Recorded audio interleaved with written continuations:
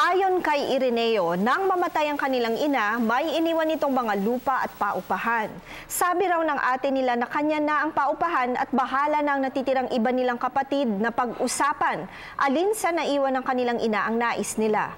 Gustong malaman ni Ireneo kung ganito daw ba ang mangyayari, paano niya masesiguro na walang nakakalamang sa kanila. Ireneo, ayon nga sa desisyon ng Supreme Court sa kaso ng Carvajal versus Court of Appeals, GR number L-44426, hanggat walang project of partition na nagaganap sa iniwang ari-arian ng yumao, wala ni isa sa mga tagapagmana na maaaring magsabing kanya ang isang bahagi ng ari-arian o property.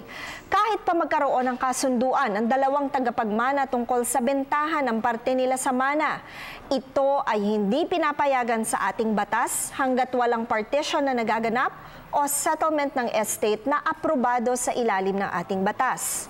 Habang wala pang settlement ng estate, magiging co-owner ang lahat ng tagapagmana sa iniwang property ng namatay. Tandaan na ang aming opinyon ay limitado lamang sa mga impormasyong inyong ibinigay sa amin at maaari itong mag-iba depende pa sa karagdagang detalye.